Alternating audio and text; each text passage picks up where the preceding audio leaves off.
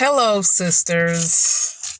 I'm sorry I haven't prepared you all for me to do this video.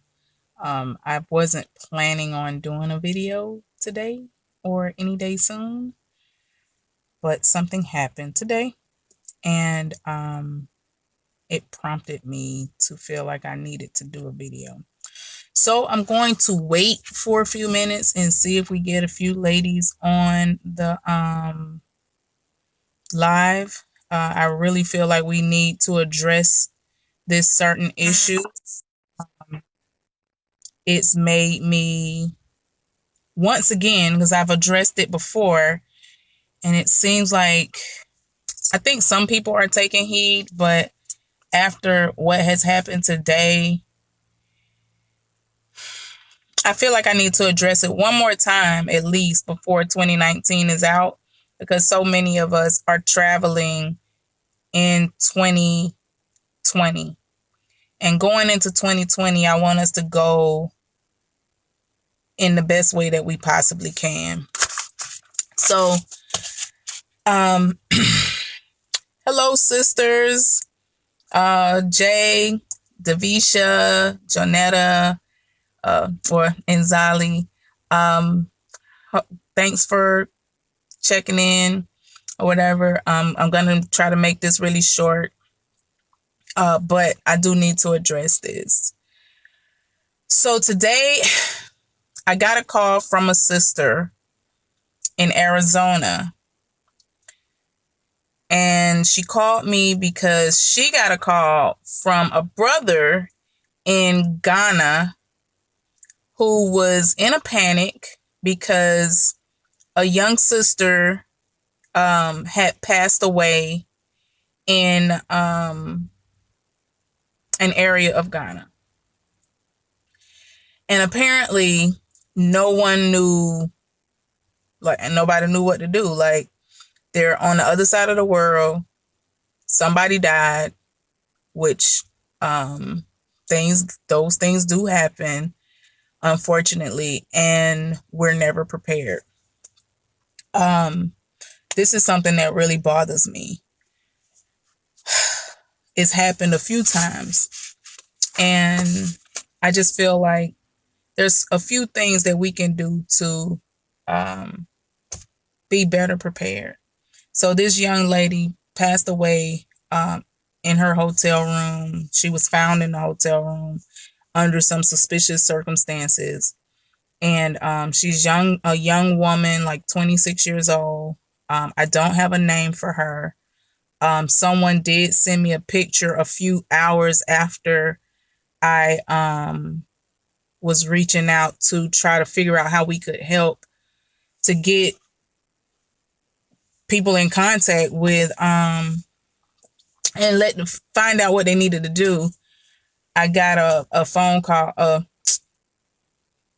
WhatsApp message of a picture of a young lady. It had no name, no age, but it did say that she was from DC.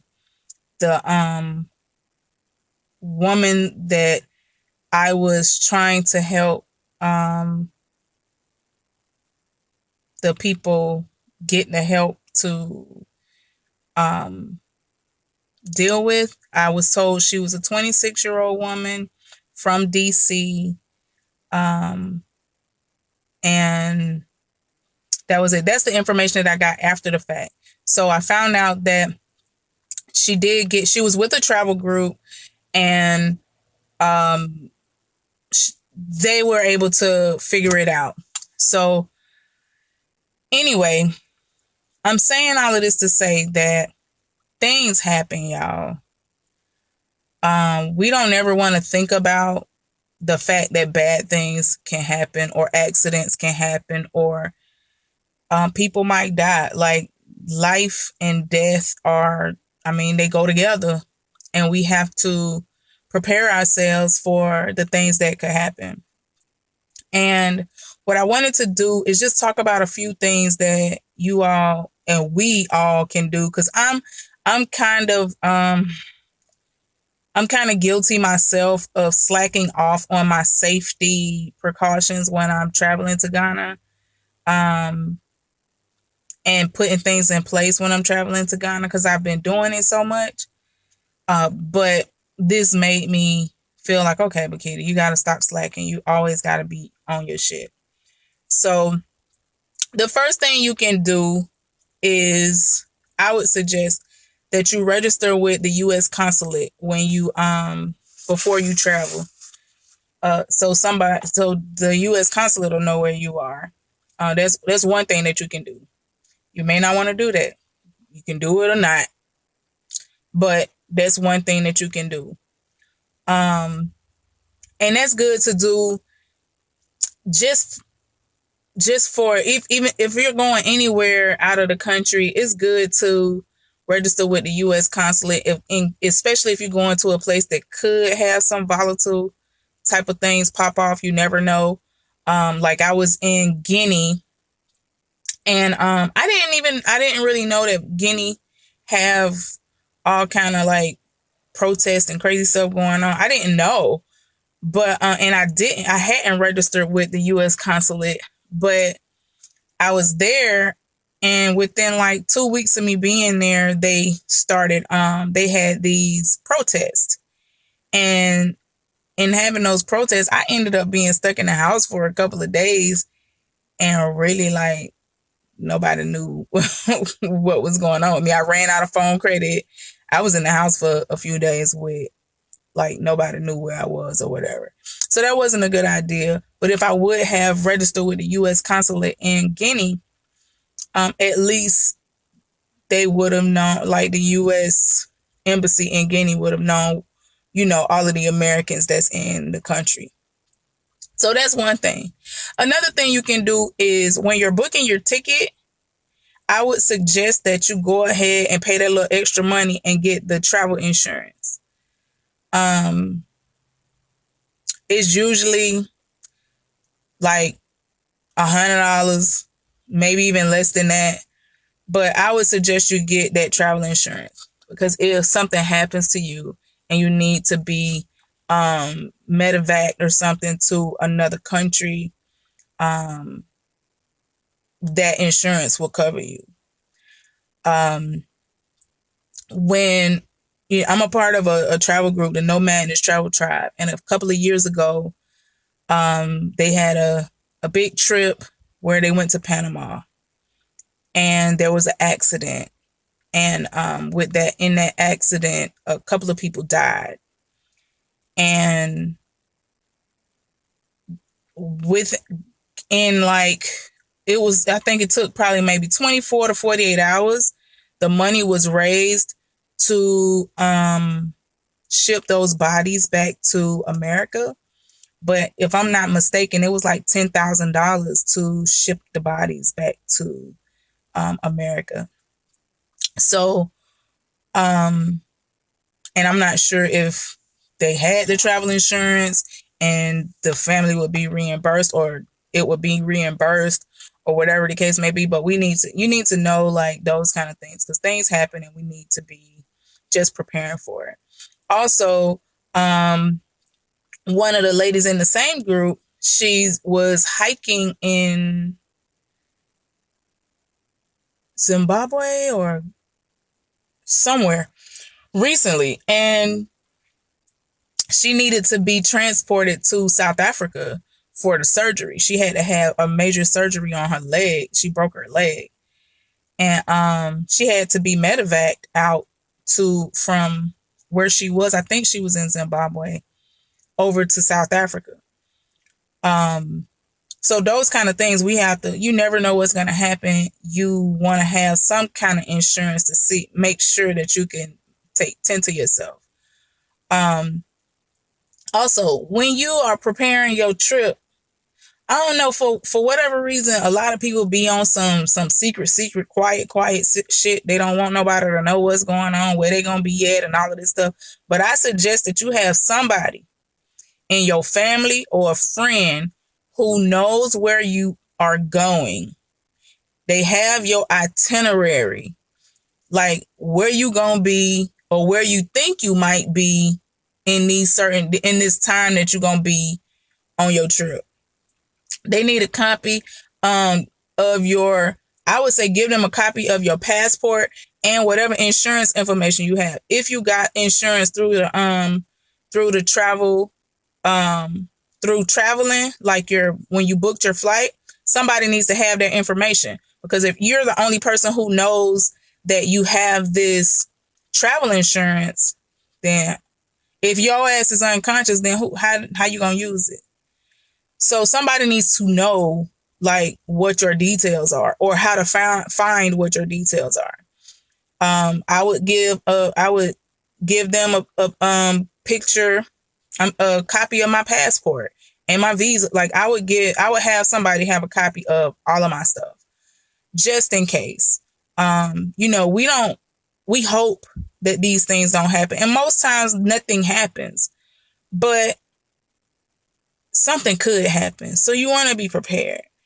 Also, you need to make sure that somebody on the ground know who your emergency contacts are. Somebody on the ground need to know who your family is, how to get in contact with your family.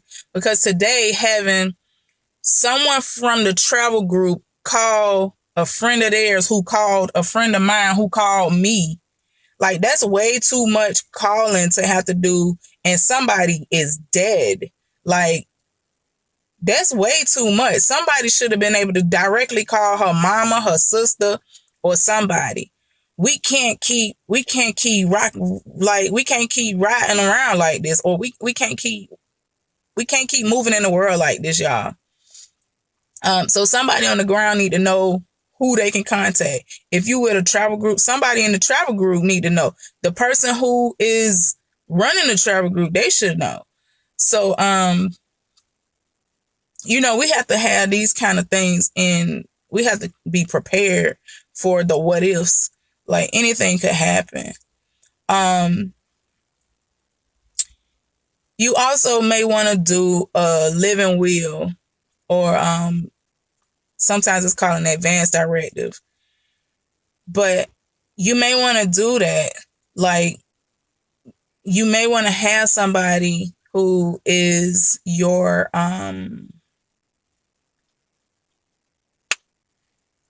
like if something happened to you, they can look out for you, or they can speak for you, and they know what it is that you want to have done. You also need to think about. I know we don't like to think about it, but we have to think about the what ifs.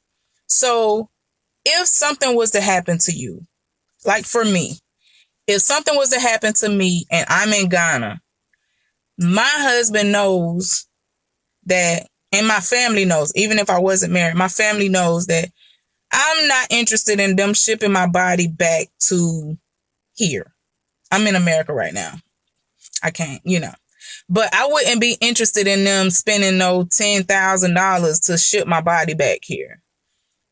My wish is that they would cremate my ass over there and have a service for me there and here.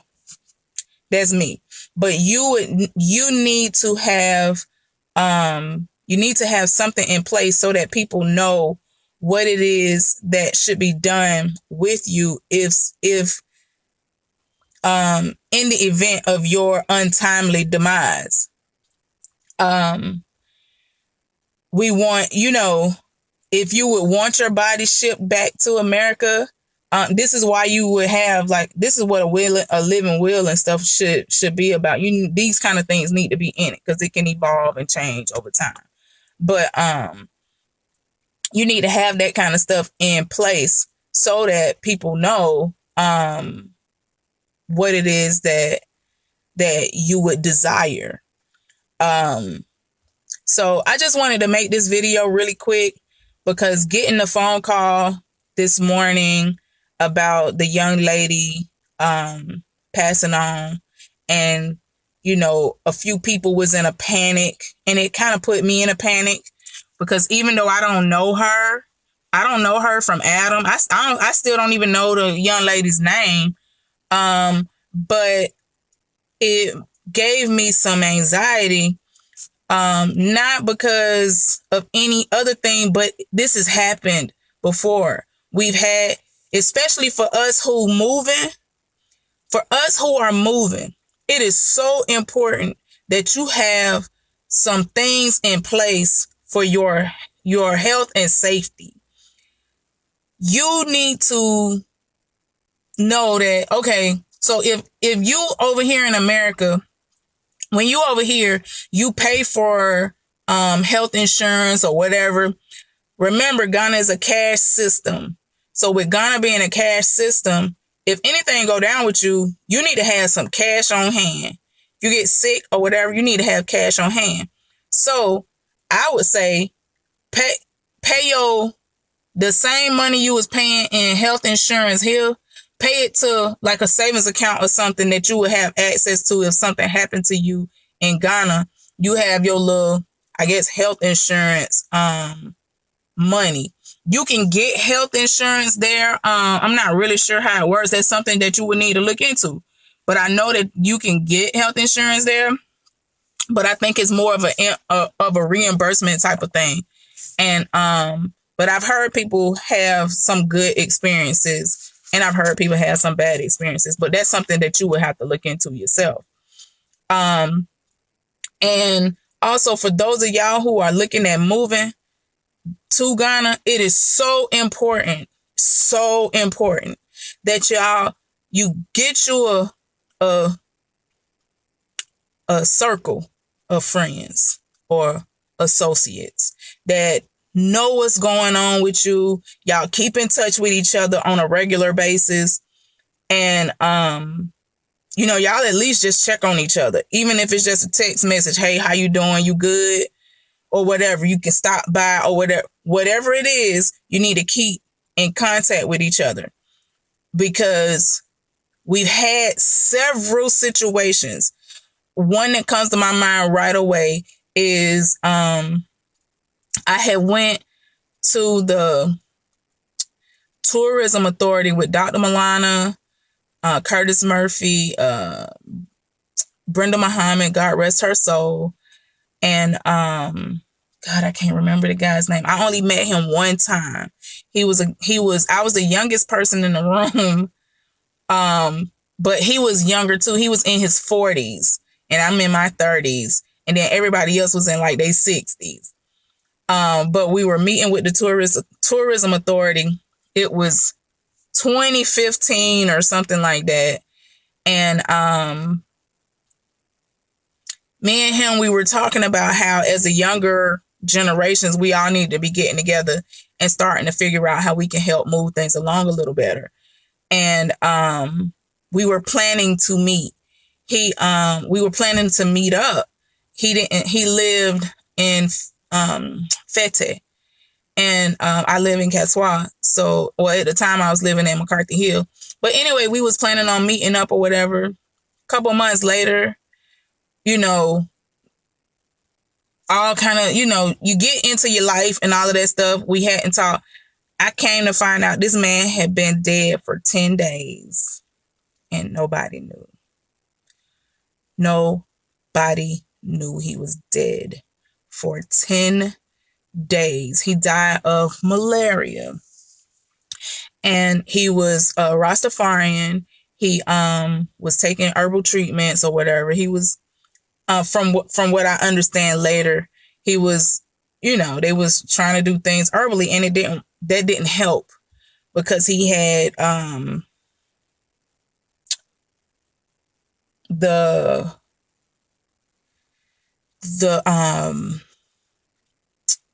malaria that affects your brain. I can't remember the technical name, but it's the malaria that affects your brain. It's one that affects your brain, and it's one that affects your stomach. Those are the two that most people get. And if you don't attack it, if you're not aggressive with your treatment, it can be deadly. So he died. We then find out like 10 days later that he was deceased, and that really bothered me a lot. So today, after hearing about this and after having somebody in a tour group call this guy for the guy to call somebody in Arizona And for the person in Arizona to be calling me in Georgia, and the person is deceased in Ghana, it really just blew my mind. Like, okay, we really need some things in place. And myself and Dr. Maulana had been talking several times about, like, most of the, what some people don't know this, some of y'all may know, but a lot of the different ethnicities in Ghana, like the Lebanese, Chinese, the Indian people or whatever, they have like little embassies that are not official embassies from their country, but it's like a little like a cultural embassy. So they check in with each other, they have services for each other, and when things like this happen, they help each other out. So you can like check in, they have like a database and all of this stuff or whatever. We've been talking about doing that for our community for some years, and we've been having a really hard time getting people to really sign on with it, because everybody want to be in charge of everything, and nobody's doing nothing constructive. But anyway, I'm saying all that to say that you guys need to really take your health and safety into consideration. Stop getting to Ghana and losing your mind. The same American wit that you use, that same caution that you have, the same precautions that you would take, you need to take even more precautions when you're in a country that you've never been to or that you don't belong to. Stop going into Ghana or into these African nations and feeling like because you look like these people, they ain't gonna hurt you. I'm not saying that everybody's out to hurt you. I mean, shit, we done made it this far in America, ain't been hurt, and they clearly trying to take us out.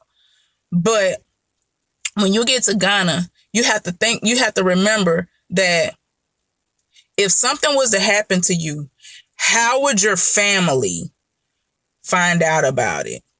How would your family find you? You need to keep people in your loop. Keep people in your loop. They have GPS in Ghana. You can turn on your location. You can do, it's so many things that you can do that you do here in America. You can do it there in Ghana. And me and my husband, we use an app called Life 360. And as a matter of fact, when I was going from Ghana back to Abidjan, it was funny because I was watching myself on the app as I left the STC station going to Abidjan. I watched myself cross the border, and my husband, of course, he could see where I was. And thankfully we had that, because it was at one point I didn't have any connection, and he got a little nervous, and he was like, okay, I can't get in contact with you. But then when I got some service again, I popped right back up on the thing, and he could see me, and then I was able to get in contact with him and let him know that I was all right. But anyway, I'm not going to keep going on about this. I just want you guys to be safe. Be safe. Don't put your scruples aside because you in Ghana. Be smart. Be safe. Don't be just walking off with these men because they got in. Don't do things that you wouldn't do in America. Don't do that in Ghana. You wouldn't meet, well, I hope you wouldn't meet somebody in a bar here and just go off somewhere with them. But I mean, even if you did that here, you actually have a better chance of being all right because you on your own home turf. But if you are there, you have no idea where you are. You have no idea how to even get from, hell, I've been going back and forth to Ghana since 2011. I can't even tell you how many times I done been in Ghana. I done lived there for years at a time. And still, if somebody took me somewhere in that car, I would have a hard time finding my way out because it's not my terrain. It's not I didn't grow up there. I don't know. So be safe, y'all. Please. Please be safe. Please be safe. It is imperative that you all be safe. I don't want to get no call that something terrible has happened to you. And with this young lady, this is not the young lady who drowned at Labadi Beach. This is not the same young lady. This young lady was found in her hotel room, and they said it was under suspicious circumstances. So the thing is, you don't know. You got thousands and thousands of people that have descended upon this city at one time. You have to be careful. Period. If you were in New York, I would tell you the same thing. If you were in Atlanta, I would tell you the same thing. If you was in DC, Cali, Miami, Chicago, I would be telling you the same thing, no matter where you are. If you were in Paris, if you were in Rio, if you were in fucking Timbuktu, I would be telling you the same thing. Be careful. Do not lose your mind because you have a good time. Ball till you fall. Like, have a great time. It is meant for you to enjoy yourself and have the time of your life. But that don't mean be stupid. That don't mean put yourself at risk. That don't mean forget about safety. Forget about just throw all common sense to the wind. That don't mean do that. If it don't feel right, don't go. If it don't look right, don't eat it. If it don't, like, everybody, all skin folk ain't kinfolk. Everybody, and this is, I'm saying that to say, even the motherfuckers who come, y'all excuse my language, even the motherfuckers who come in, I still said it again, even the people who coming from America, you have people who are opportunists. We know that. So you have people who are opportunists, and in any situation, if they see an opportunity to take advantage of people, they are going to take advantage of people. So just because you are in Africa doesn't mean that people are not going to see a opportunity and not take it. Not just the continentals, but the diasporans also. So now you got them opportunists looking at you, and then you got the plenty of opportunities. It's plenty of, I'm sure it's plenty of people who are opportunists and crazy out of their mind folks who, because they knew a bunch of naive ass people would be descending upon that city, they hopped on the plane and went too. So I love y'all, and I just want to make sure that y'all are being safe. Y'all make sure y'all take care of yourself. Y'all make sure y'all let somebody know where y'all at. All of this secret shit that people doing, y'all better stop that stuff. Somebody needs to know where y'all at. It don't have to be me. It don't have to be nobody in this group, but you better have you somebody who know where you are. You need to have somebody on the ground who know where you are and who know how to contact your family back here. Somebody in your family or your friends here need to know how you moving over there. So do whatever you got to do. Tell whoever you got to tell. I'll go over it once again. You can register with the U.S. consulate. It's one thing. That's one little thing one little safety thing you can put in there. You can, when you buying your ticket, go ahead and get that insurance, the travel insurance. Make sure your family has a copy of your your travel itinerary. Make sure somebody know where you're gonna be. You usually know. I mean, most of us play it by ear, a lot of the time, but um, somebody should know where you're going to be. Whatever your itinerary is, leave a copy of that travel. If you get the travel insurance, it ain't gonna mean shit if you ain't if don't nobody know that you have it. So leave a copy of that. Leave a copy of your passport. Leave a copy of your itinerary. Leave your information with somebody. And they should know that if you don't hear from me in this many days, you need to start looking for me. You know what I'm saying? Like, protect yourself. Don't it just made me think about how there was one time my first visit to Ghana. I mean, granted, I'm still here and I'm all right. But when I think back to it, it was so irresponsible of me. Although I had a friend who had all my information and all of that stuff, there was one point where 6 days went by. I was gone for 15 days. And there was one point my friend said, she said it was 6 days. I don't believe it was that long, but it was 6 days that nobody heard from me. That's not a good idea. You should not be going for no whole long ass time and nobody in your friends or family has heard from you. My little self got so wrapped up in being in Ghana and doing what I was doing. And I was going from this region to that region and doing this and that and the third. I wasn't really stuck in keeping in contact with nobody. But then when I turned on my Facebook, I had all of these messages. People were so worried about me or whatever, when all I had to do was just send somebody a message letting them know that I was all right. So that's what I needed to say. This is my last video for 2019, and I hate that it had to be so heavy.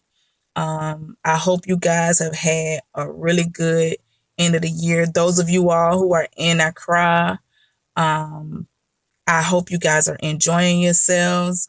Those of you who are on the way to Accra, I hope you guys are preparing well and ready to have a great time, because it is lit. It is lit in Ghana right now. They are having a ball over there right now, and it's wonderful, but there are things that you need to do to protect yourself. So enjoy yourselves. Happy New Year. Happy holidays and all of that stuff. If you're planning on traveling soon, I hope you take these safety precautions to heart and make sure that you take care of yourself and protect yourself. We don't want anyone to have any safety mishaps, I'll say.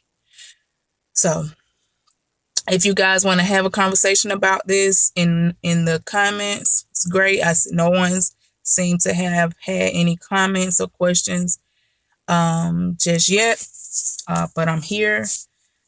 And if you all have any questions or concerns, if you want to talk about anything else, if you want to talk to me privately or anybody else privately in the group, you should do that. If you all haven't already, you may use this group to try to build you some relationships on the ground. This is what we're here for. Your safety is very important. You have people in this group who do not mind meeting you at the airport and escorting you to your accommodations and stuff. We actually have women who do that and don't mind doing that. When you're traveling, if you want, you can use this group as your safety net, and just let us know like where you are and who you're with and all of those things, so that if something happened, we can do something. We've had to do that before. We've had to be that safety net before. And I'm gonna tell you something about this group of women that I did that in this group. Oh baby, they coming to the rescue. But just because we'll run to your rescue, it doesn't mean that you should not prepare yourself well before we ever need to come to your rescue. But know that we here for that too. So if you need anything, if you in Ghana right now, if you haven't been taking these safety precautions, start taking them. If you haven't been keeping somebody in the know and where you are, and start doing it. You can never be too safe. So, Happy New Year, y'all. Peace.